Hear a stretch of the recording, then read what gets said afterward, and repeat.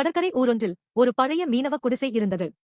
அதில் கண்ணம்மாவும் அவள் பேரன் தங்கராஜும் மட்டுமே வாழ்ந்தார்கள். கண்ணம்மாவுக்கு 75 வயது. கணவன் கடலில் போனவன் திரும்பவில்லை.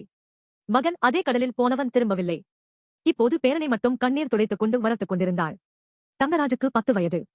பள்ளிக்கூடம் போகிற வயதில் அவனை படிக்க வைக்க பணமில்லை. அதனால் காலையில் மீன் பிடிக்கப் போய் மாலையில் கிடைத்த மீனை சந்தையில் விற்று இரவில் பாட்டியோடு உட்கார்ந்து கடலையே பார்த்துக் கொண்டிருப்பான். ஒரு நாள் மாலை தங்கராஜ் கடற்கரையில் ஒரு உடைந்த படகின் மரக்கட்டையை பார்த்தான். அதில் ஒரு சின்ன துளைல் முளைத்திருந்தது. யாரோ எரிந்து விட்டு போன தென்னை மரக்கன்று. வேர்கள் மணலில் புதைந்து இலை ஒன்றே ஒன்று மட்டும் நடுங்கிக் கொண்டிருந்தது. தங்கராஜ் அதை பார்த்ததும் ஏதோ ஒரு தாகம் பிறந்தது. அவன் அந்த கன்றை தூக்கி வீட்டுக்கு பின்னால் உள்ள சின்ன மணல் திட்டில் நட்டான். ஒரு உடைந்த வாளியில் தண்ணீர் மொண்டு ஊற்றினான். பாட்டி, இது வளர்ந்தா நிழல் வரும். நாம 2 பேரும் அதுல உட்காரலாம். நான் பெரியவனானதும் இதுல ஏறி தேங்காய் பறிப்பேன். உனக்கு தேங்காய் பால் காய்ச்சி கொடுப்பேன் என்று சொன்னான். கண்ணம்மா சிரித்தாள். ஆனால் அவள் கண்களில் கவலை இருந்தது. கடற்கரை மணல்ல தென்னை வளராது பையா. உப்பு அதை சாகடிக்கும் என்றாள். தங்கராஜ் கேட்கவில்லை. ஒவ்வொரு நாளும் காலையில் கடலிலிருந்து திரும்பும்போது ஒரு சின்ன வாளி தண்ணீராவது ஊற்றினான்.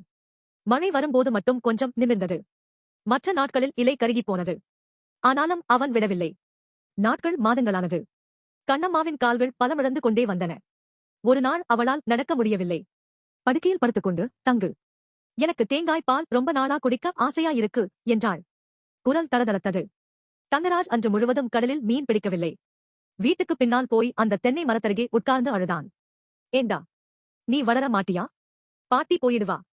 நான் தனியா ஆயிடுவேன். ப்ளீஸ், கொஞ்சம் வளரு. குழந்தையின் குரல் காற்றில் கரைந்தது. அன்றிரவு பெரிய புயல் வந்தது. மழையாய் பெய்தது. காற்று வீட்டைத் தட்டியது. தங்கராஜ் பாட்டியை இறுகப்பிடித்துக் கொண்டு உட்கார்ந்திருந்தான். காலை விடிந்தது. புயல் ஓய்ந்தது. தங்கராஜ் வெளியே ஓடினான். தென்னைக்கன்று மணலில் சாய்ந்து கிடந்தது. வேர் பிடுங்கியிருந்தது. அவன் அதை தூக்கி மறுபடியும் நட்டான். கைகள் ரத்தம் வழிந்தன. ஆனால் அவன் விடவில்லை. அடுத்த 3 மாதங்களில் ஒரு அதிசயம் நடந்தது. மழைநீர் சற்று தேங்கிய ஒரு சின்ன பள்ளத்தில் தென்னை மெதுவாக நிற்க ஆரம்பித்தது. பச்சை இலைகள் முளைத்தன. 1, 2, 3. கண்ணம்மாவால் எழுந்திருக்க முடியவில்லை. தங்கராஜ் அவளை தூக்கி மடியில் சாய்த்து வீட்டு பின்னால் கொண்டு வந்தான். முதல் முறையாக அவள் தென்னை மரத்தை பார்த்தாள். 5 இலைகள் ஆடிக்கொண்டிருந்தன. தங்கு, இது நிஜமாவா என்று கேட்டாள். குரலில் ஆச்சரியமும் நம்பிக்கையும் கலந்திருந்தது.